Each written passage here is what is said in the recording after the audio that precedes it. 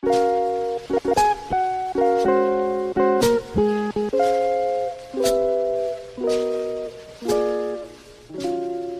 doy la bienvenida. Hoy es 16 de septiembre, lunes de la 24ª semana del tiempo ordinario. Podemos en Colombia celebrar la feria correspondiente al día o suplicamos la intercesión en la memoria obligatoria de los santos Cornelio, Papa, y Cipriano, Obispo, mártires.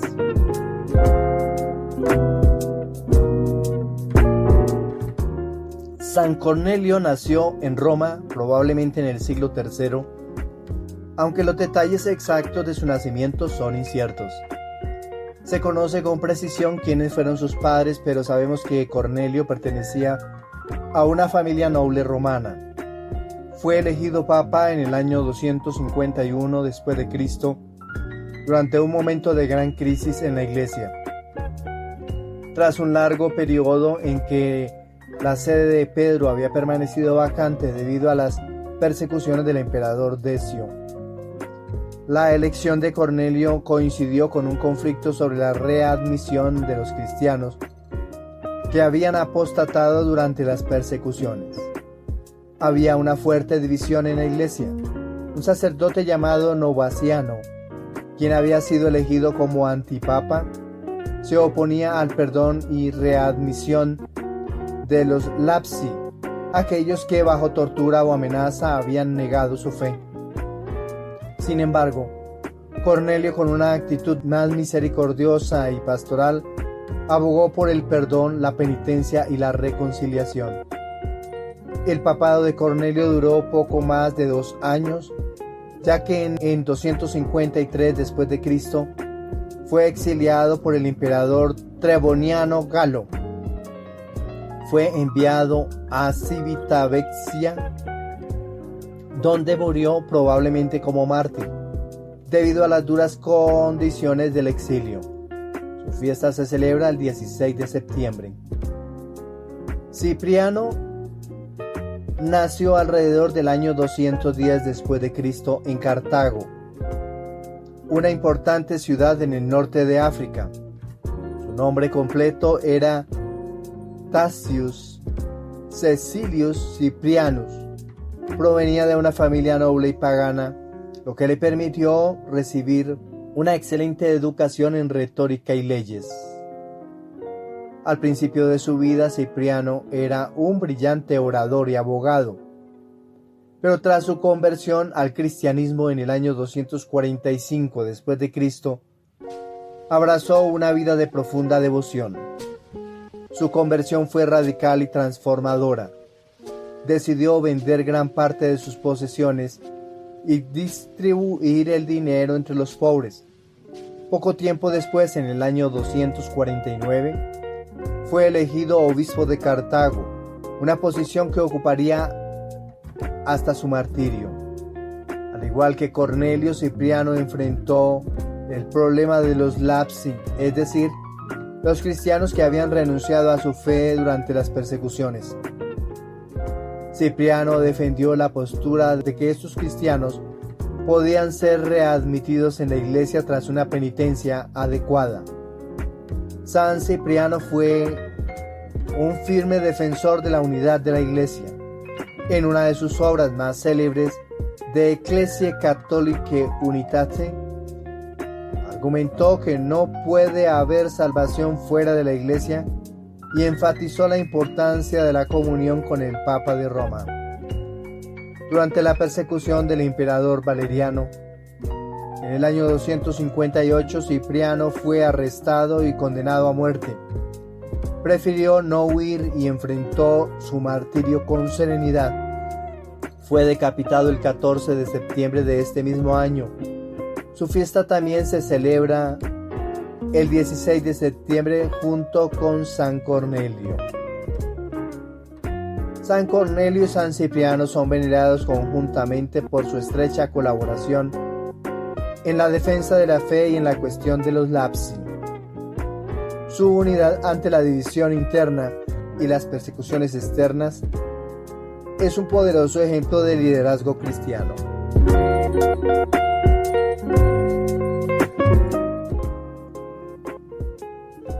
En Colombia, especialmente en algunas comunidades católicas, se recuerda a San Cipriano por su profundo legado teológico y pastoral. Su insistencia en la penitencia y el perdón ha inspirado a diversas comunidades dedicadas a la reconciliación y la paz, un tema de gran relevancia en la historia reciente de Colombia. Aunque no son patronos oficiales de ninguna región específica en el país, su influencia en temas de unidad y misericordia resuenan entre los fieles. Una de las narraciones más importantes, más impactantes en la vida de San Cornelio ocurrió durante su exilio en Civitavecchia.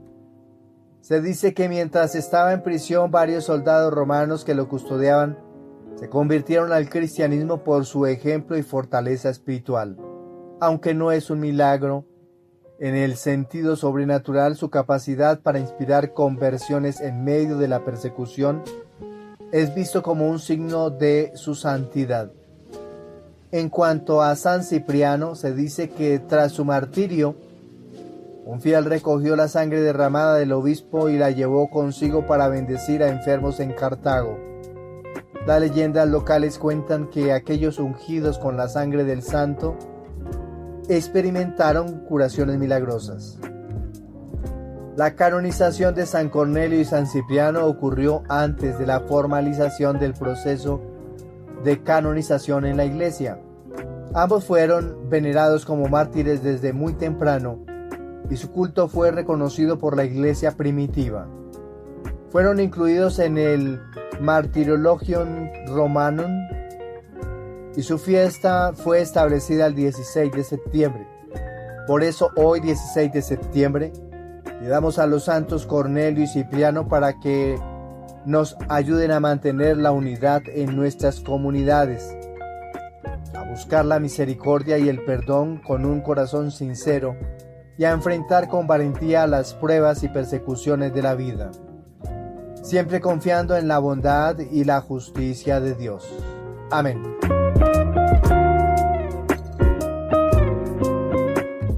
En Colombia además celebramos a Nuestra Señora de las Lajas, patrona de la diócesis de Ipiales. La devoción a Nuestra Señora de las Lajas tiene sus raíces en el sur de Colombia, en el departamento de Nariño, específicamente en el municipio de Ipiales. Según la tradición, el origen de esta advocación mariana se remonta al año 1754, cuando una indígena llamada María Mueces de Quiñones y su hija Rosa, quienes vivían cerca del río Guaitara, experimentaron un milagro mientras se refugiaban en una cueva durante una tormenta. Rosa, que era sordomuda desde su nacimiento, de repente gritó señalando hacia una roca en la que se había aparecido la Virgen María sosteniendo al niño Jesús en sus brazos. La aparición dejó impactadas a madre e hija. Tras varios sucesos milagrosos posteriores, los habitantes de la región comenzaron a venerar la imagen de la Virgen, que misteriosamente apareció en las piedras de la roca, dando lugar al famoso santuario de Nuestra Señora de las Lajas. La imagen, que no fue pintada ni esculpida por manos humanas, sigue siendo un misterio, ya que parece estar incrustada en la roca misma. La devoción se extendió rápidamente por toda la región, atrayendo peregrinos de diversas partes del país y del extranjero, convirtiendo al santuario en uno de los más importantes de Colombia. El santuario de Nuestra Señora de las Lajas es una de las joyas arquitectónicas de Colombia, construido entre 1916 y 1949, situado sobre un abismo que atraviesa el río Guaitara. La iglesia aparece suspendida en el aire, conectada por un puente de piedra que lleva a los peregrinos al lugar sagrado. El templo está construido en estilo neogótico y ha sido declarado Patrimonio Cultural y Monumento de Interés Nacional. La advocación de Nuestra Señora de las Lajas es un símbolo de la protección maternal de María para con los más necesitados. Al igual que en otras apariciones marianas, la Virgen se presenta en un contexto humilde a una indígena y su hija, mostrando su cercanía con los pobres y los marginados. Este gesto revela su papel como intercesora entre Dios y la humanidad, tal como lo demuestran las bodas de Caná, cuando media ante Jesús para que realice su primer milagro. La imagen de las lajas nos recuerda la promesa del consuelo y esperanza de la Virgen María, que la Virgen María ofrece a todos aquellos que confían en su protección. Su intercesión es poderosa y su presencia entre las rocas es un signo de que incluso en los momentos más duros y difíciles de la vida, la Virgen está ahí para sostenernos y guiarnos hacia su Hijo. La devoción a Nuestra Señora de las Lajas nos invita a reflexionar sobre la importancia de la fe en nuestras vidas, especialmente en los momentos de adversidad. El hecho de que María haya aparecido en una cueva en medio de un ambiente hostil y durante una tormenta es una poderosa metáfora de cómo la Virgen ilumina nuestras vidas en los momentos de oscuridad. En este sentido, su aparición en las lajas es un llamado a todos los devotos a buscar refugio bajo su amparo y bajo su manto, a confiar en su intercesión cuando todo parece estar perdido y recordar que ella siempre nos lleva a su Hijo. Así como la imagen está grabada en la roca, María desea grabar su amor y su presencia en nuestras almas. Este santuario ha sido testigo de innumerables milagros a lo largo de los siglos y nos recuerda que Dios sigue actuando de manera sorprendente en nuestro mundo. Nuestra Señora de las Lajas no solo es patrona de Ipiales, sino que se ha convertido en un faro de esperanza para miles de peregrinos que acuden a ella con corazones llenos de fe. Muchos relatos de milagros se han atribuido a Nuestra Señora de las Lajas, pero uno que destaca es el de una familia que en medio de una grave crisis económica viajó al santuario pidiendo ayuda. Aunque no sabían cómo resolver sus problemas, la fe que depositaron en la Virgen fue tal que, tras su visita, encontraron inesperadas soluciones para sus dificultades y su vida se transformó. Así como la roca que sostiene la imagen, la Virgen María fue fundamento en el que esta familia pudo sostenerse confiando en que ella intercedería. Hoy, 16 de septiembre, en honor a Nuestra Señora de las Lajas, patrona de la diócesis de Ipiales, pidamos con fe por todos sus devotos. Por eso hoy, en este día especial, te pedimos, Nuestra Señora de las Lajas, que intercedas por nosotros ante tu Hijo Jesús, para que nos concedas la gracia de la fe en los momentos de duda, la fortaleza en las tribulaciones y la esperanza en tiempos de esperanza. Te pedimos que sigas siendo la roca firme en la que podamos descansar y que bajo tu manto maternal encontremos siempre consuelo, paz y amor. Nuestra Señora de las Lajas, ruega por nosotros. Amén. Le invito ahora a disponer su oído, la mente, también el corazón, para proclamar el Evangelio propuesto para la liturgia del día de hoy. Le proclamo la buena noticia de nuestro Señor Jesucristo según San Lucas, capítulo 7, versículos del 1 hasta el 10. En aquel tiempo, cuando Jesús terminó de exponer todas sus enseñanzas al pueblo, entró en Cafarnaún. Un centurión tenía enfermo a punto de morir a un criado, a quien estimaba mucho. Al oír hablar de Jesús, el centurión le envió unos ancianos de los judíos rogándole que viniese a curar a su criado. Ellos, presentándose a Jesús, le rogaban encarecidamente: merece que se lo concedas, porque tiene afecto a nuestra gente y nos ha construido la sinagoga. Jesús se puso en camino con ellos. No estaba lejos de la casa cuando el centurión le envió unos amigos a decirle: Señor, no te molestes, porque no soy digno de que entres bajo mi techo. Por eso, tampoco me creí digno de venir a ti personalmente. Dilo de palabra y mi criado quedará sano. Porque también yo soy un hombre sometido a una autoridad y con soldados a mis órdenes. Y le digo a uno: ve, y va; al otro: ven, y viene; y a mi criado: haz esto, y lo hace. Al oír esto, Jesús se admiró de él y, volviéndose a la gente que lo seguía, dijo: les digo que ni en Israel he encontrado tanta fe. Y al volver a casa, los enviados encontraron al siervo sano. Palabra del Señor. Nuestra reflexión para el día de hoy. La propuesta de la primera lectura para este lunes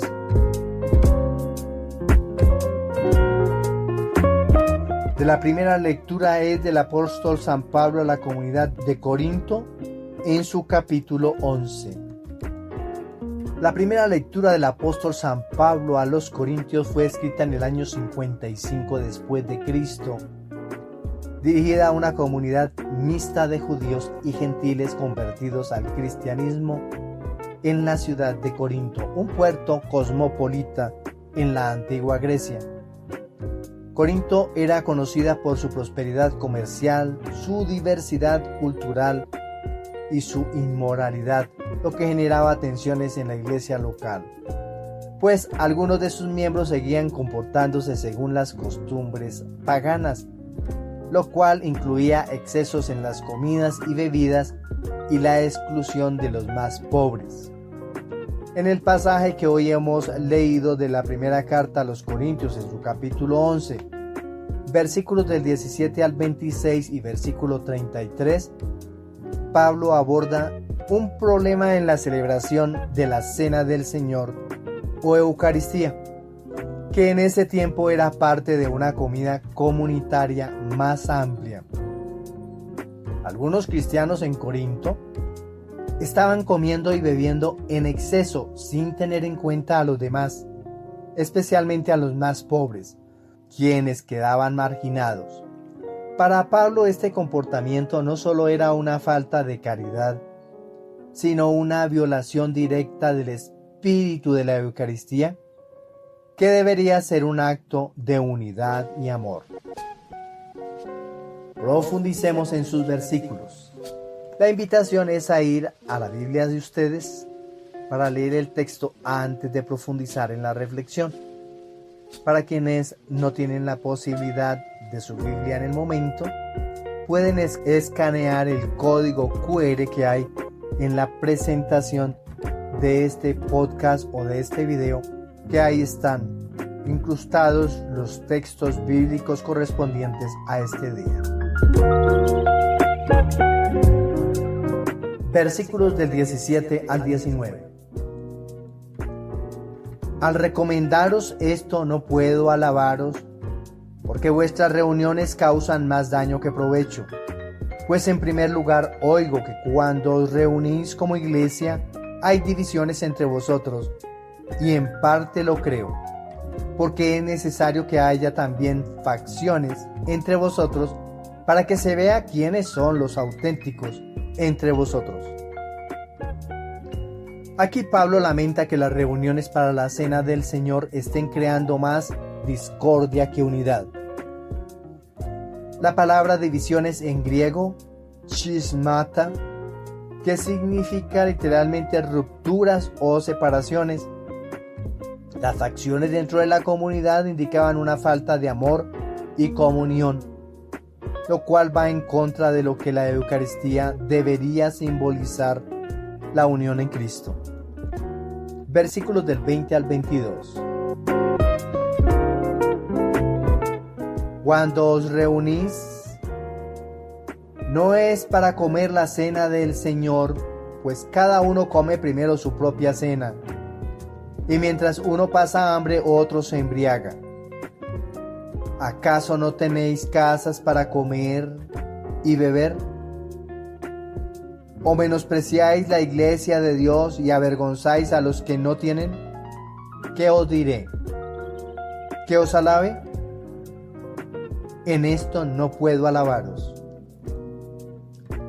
Pablo denuncia el egoísmo y la falta de consideración por los demás, especialmente los más necesitados. Los ricos se adelantaban a comer, dejando a los pobres sin participación en la comida. La Eucaristía, que debería ser un acto de amor y compartir, estaba siendo distorsionada. El verbo griego usado para embriagarse es methio. Subraya el exceso y la falta de reverencia por lo que debería ser un acto sagrado. Versículos del 23 hasta el 25. Porque yo recibí del Señor lo que os transmití, que el Señor Jesús, la noche en que fue entregado, tomó pan, y después de dar gracias lo partió y dijo: esto es mi cuerpo, que se entrega por vosotros. Haced esto en memoria mía. Igualmente, después de cenar, tomó el cáliz diciendo: este cáliz es la nueva alianza en mi sangre. Haced esto cada vez que lo bebáis en memoria mía. Este es el núcleo del pasaje de la institución de la Eucaristía. Aquí Pablo recuerda el acto de Jesús en la última cena, donde instituyó el sacramento de la Eucaristía como un memorial de su sacrificio. En el griego original, mneme significa memoria, pero no solo en el sentido de un recuerdo, sino de un acto vivencial en el que se actualiza lo recordado. La Eucaristía es un acto sagrado en el que los cristianos participan del cuerpo y sangre de Cristo, un acto que demanda unidad, amor y reverencia. Versículo 26 de la primera carta a los Corintios en su capítulo 11. Pues cada vez que coméis este pan y bebéis este cáliz, proclamáis la muerte del Señor hasta que venga. El acto de participar de la Eucaristía no es solo un memorial de la muerte de Cristo, sino una proclamación de su sacrificio redentor. Pablo subraya que la Eucaristía es tanto un acto presente como una anticipación de la venida final de Cristo. Versículo 33. Así que, hermanos míos, cuando os reunís para comer, esperaos unos a otros. Pablo concluye exhortando a la comunidad a que, al reunirse para la cena del Señor, lo hagan en unidad y con paciencia, asegurándose de que todos, incluidos los más pobres, participen. Este versículo refleja el énfasis en la igualdad y la comunión dentro del cuerpo de Cristo. La Eucaristía no es solo una ceremonia, sino un acto que debería inspirar la unión y el amor entre los cristianos. Pablo recuerda a los cristianos que el sacrificio de Cristo fue un acto de amor incondicional que rompió las barreras entre ricos y pobres, judíos y gentiles. El mensaje sigue siendo válido hoy. Cuando participamos en la Eucaristía, Lo hacemos como miembros de un mismo cuerpo, llamados a la solidaridad y al amor mutuo. ¿Cuántos de nosotros vamos a la Eucaristía pensando en una manera egoísta? Yo ubicándome en el mejor puesto, yo ubicándome en el mejor lugar para poder apreciar todo lo que allí se presenta y acercarme al cuerpo de Cristo para alimentarme de Él, sin en algunas ocasiones observar quienes se encuentran a mi lado y quienes están participando del mismo gesto en el que yo participo. Hoy la Eucaristía debe recordarnos la importancia de la igualdad y la justicia social. No podemos vivir una fe auténtica si no nos preocupamos por las necesidades de los demás, especialmente los más vulnerables. El llamado de Pablo es claro. En nuestras reuniones y celebraciones debemos recordar siempre a aquellos que están marginados y no olvidarnos de los valores del reino de Dios. San Agustín, en su comentario sobre la Eucaristía, insiste en que este sacramento es un signo de la unidad de la Iglesia. Si queréis comprender el cuerpo de Cristo, escuchad al apóstol que dice: vosotros sois el cuerpo de Cristo y sus miembros. Lo encontramos consignado en el sermón 272 de sus escritos. Para Agustín, participar de la Eucaristía sin caridad y sin unidad es profanar el cuerpo de Cristo. Podemos comparar esta situación con el comportamiento de las hormigas.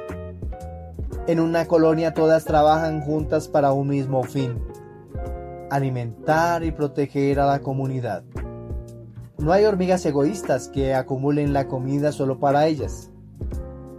De manera similar, la comunidad cristiana debería actuar con la misma solidaridad y apoyo mutuo, asegurando que nadie sea dejado atrás o marginado. De igual forma, el acto de la Eucaristía es un llamado a esta colaboración, donde el amor y la fraternidad deben prevalecer sobre el egoísmo y la división. Como las hormigas que dependen unas de otras para sobrevivir, los cristianos dependen del amor mutuo para vivir en verdadera comunión con Cristo. Ante esta propuesta que nos regala el Espíritu de Dios por medio de la primera lectura, le vamos a responder con el Salmo 39 y nos unimos al sentimiento del autor sagrado para decir esta frase antífona que repetimos en las Eucaristías: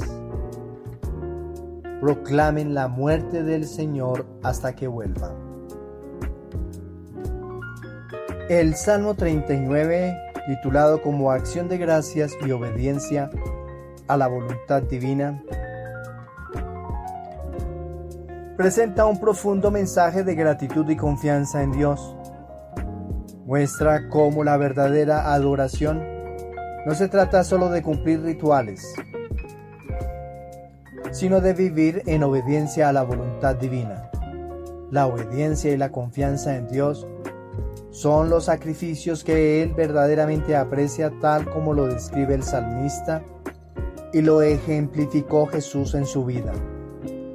En el contexto litúrgico del lunes de la 24ª semana del tiempo ordinario, este salmo nos invita a recordar que la Eucaristía no es simplemente un acto ritual, sino un compromiso activo de hacer la voluntad de Dios en nuestra vida diaria. Es un llamado a la comunidad cristiana a vivir una fe auténtica basada en el amor y el servicio a los demás, como lo menciona en el versículo 17, donde el salmista confía en que Dios no lo abandonará aún en la pobreza y necesidad. Profundicemos en sus versículos. Versículo del 7 al 8a. Entonces dije: aquí vengo. En el rollo del libro está escrito de mí el hacer tu voluntad, Dios mío. Me agrada y tu ley está en mi corazón. Este pasaje expresa la disposición del salmista para cumplir la voluntad de Dios. La frase "en el rollo del libro está escrito de mí" podría hacer referencia a la ley de Moisés o a las escrituras proféticas que predicen el cumplimiento del plan divino. La obediencia y la entrega voluntaria son el eje central del versículo que resuena en la vida y misión de Jesús. El salmista no solo cumple la ley externamente, sino que la lleva grabada en su corazón. San Agustín interpreta esta parte del Salmo como un anuncio profético del Mesías, señalando que Cristo es el perfecto cumplidor de la voluntad divina, quien viene para hacer realidad el plan de salvación. San Agustín comenta que hacer la voluntad de Dios se convierte en el sacrificio más agradable, lo cual reemplaza los antiguos sacrificios rituales con la obediencia plena. Versículos del 8b hasta el 9. Tu ley está en mi corazón. Anuncié tu justicia en la gran asamblea. No cerré mis labios. Señor, tú lo sabes. Aquí el salmista proclama la justicia de Dios ante el pueblo. El no cerrar los labios implica una actitud valiente del testimonio público. Es un llamado a los fieles para que no solo sigan a Dios en privado, sino que también proclamen su verdad y justicia en la comunidad. En hebreo, para justicia, en este pasaje es tzedek, que implica no solo rectitud moral, sino también fidelidad y compromiso con la alianza. Este término conecta la idea de justicia con la voluntad de Dios que guía y sostiene la vida del salmista. Versículo 10. No escondí tu lealtad y tu salvación. Proclamé tu verdad y tu salvación. No oculté tu amor y fidelidad a la gran asamblea. Este versículo subraya la transparencia del salmista en su relación con Dios. Se revela como un portavoz fiel que comunica no solo los actos justos de Dios, sino también su amor y fidelidad, dos características esenciales del carácter divino en la Biblia hebrea. San Jerónimo destaca que la proclamación pública de la verdad y la salvación es especial para la vida cristiana. No basta con experimentar la salvación personalmente. Es necesario dar testimonio de ello a los demás, siguiendo el ejemplo de los apóstoles y los primeros mártires. Versículo 17. Aunque soy pobre y desdichado, el Señor cuida de mí. Tú eres mi ayuda y mi liberador. Dios mío, no tardes. Este versículo final muestra la confianza del salmista en Dios a pesar de su vulnerabilidad. Se refiere a sí mismo como pobre y desdichado. En hebreo, ani, que denota a alguien humilde y necesitado, pero confía en que Dios es su protector. Esta actitud de humildad y total dependencia de Dios es central en la espiritualidad bíblica.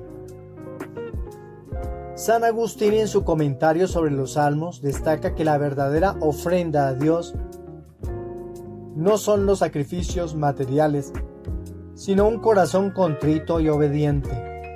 para él.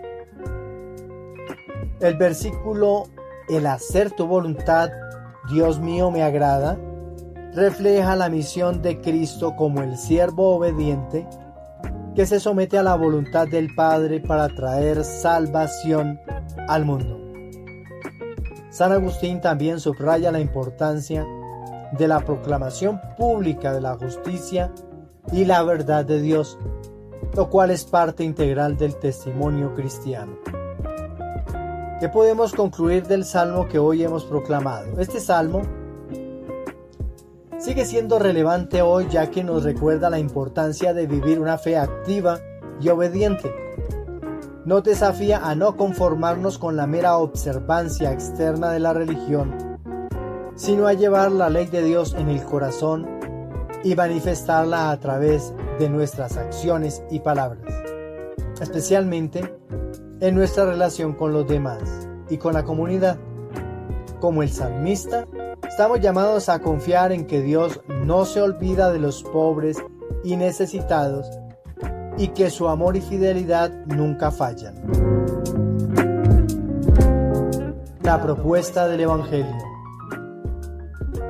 El Evangelio propuesto para este día es del evangelista San Lucas en su capítulo 7, los primeros 10 versículos. El pasaje de hoy se sitúa en el ministerio de Jesús de Galilea que hemos venido leyendo estos días, concretamente en la ciudad de Cafarnaún. Jesús acaba de pronunciar su discurso inaugural de las bienaventuranzas que encontrábamos en el Evangelio de Lucas en el capítulo 6. Un llamado radical a vivir en misericordia, humildad y fe. En este contexto aparece la figura de un centurión romano, un comandante a cargo de algo más de 80 soldados, hasta 100, del ejército de ocupación, que sorprende por su humildad y fe, aunque no sea judío. En tiempos de Jesús, Cafarnaún era una ciudad importante, situada en la región del Mar de Galilea, y como puerto comercial había una fuerte presencia de soldados romanos. Aunque los judíos veían a los romanos como opresores, este centurión destaca como una figura excepcional. A pesar de ser parte del ejército romano enemigo de Israel, este hombre tenía una actitud de respeto y simpatía hacia la comunidad judía, colaborando incluso en la construcción de la sinagoga local. Para entender mejor el carácter del centurión, podemos analizar su figura a la luz de las responsabilidades y actitudes que se esperaba de un hombre en su posición. El centurión no solo era un comandante militar experimentado, sino también un hombre firme, capaz de dirigir tropas y tomar decisiones cruciales bajo presión.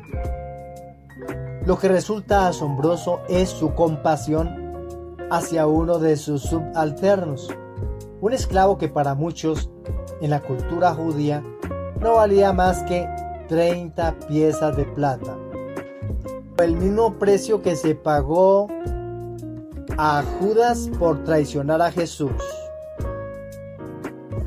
Sin embargo, el centurión no ve a su esclavo como un objeto desechable, sino como un ser humano digno de ser sanado. Esta actitud refleja un profundo sentido de humanidad y compasión, cualidades que van más allá de la ley del momento. El centurión, aunque acostumbrado a mandar, se muestra humilde ante la verdadera grandeza que es Jesucristo.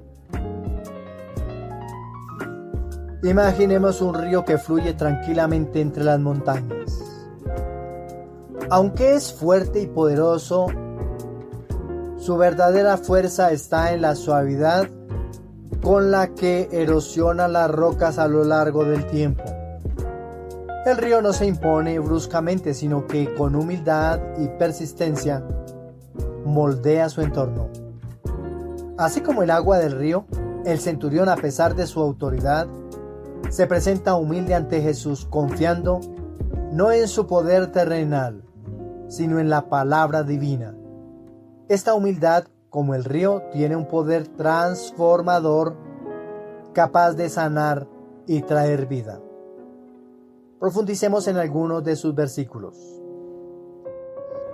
En el versículo 7 nos dice el evangelista: por eso ni siquiera me consideré digno de salir a tu encuentro.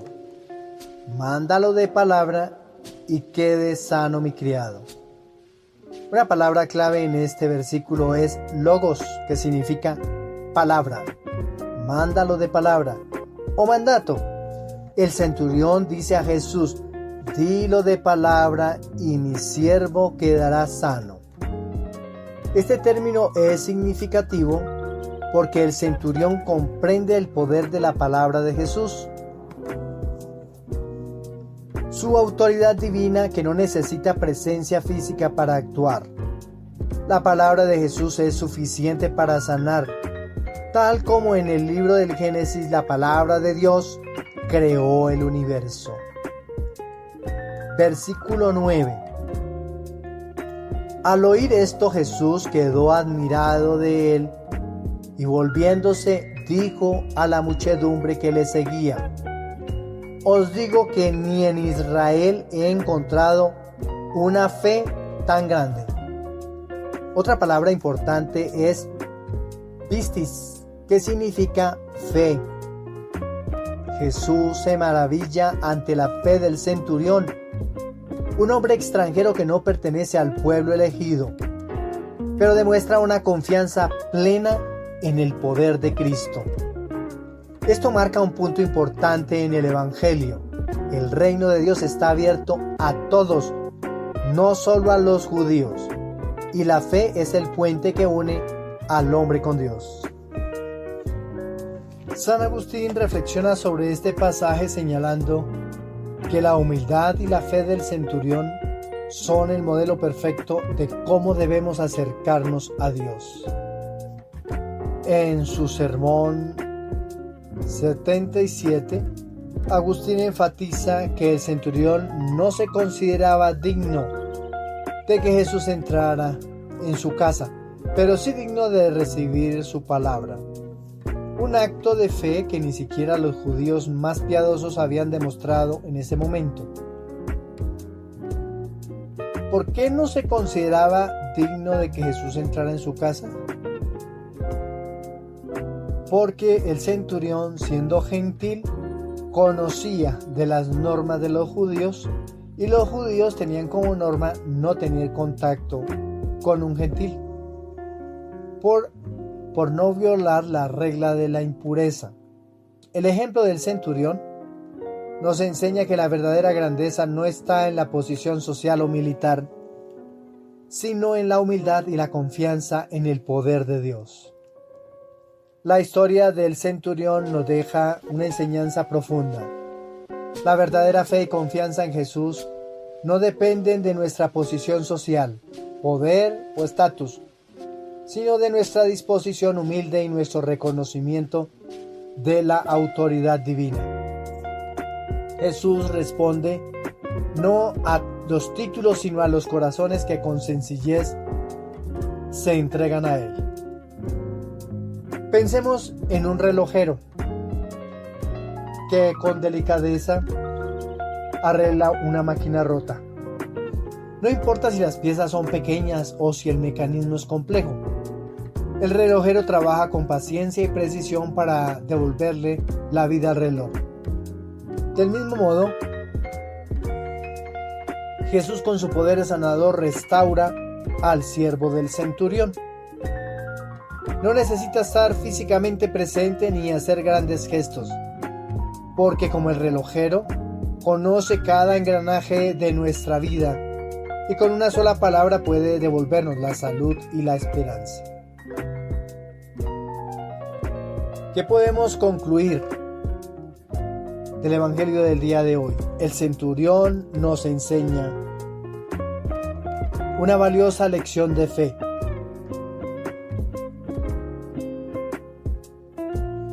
Su historia nos recuerda que la misericordia, la humildad y la confianza en Dios son poderosas herramientas para transformar nuestras vidas y la de los demás. En nuestro día a día, seamos como este centurión, que no solo manda, sino que se pone al servicio de su prójimo, confiando plenamente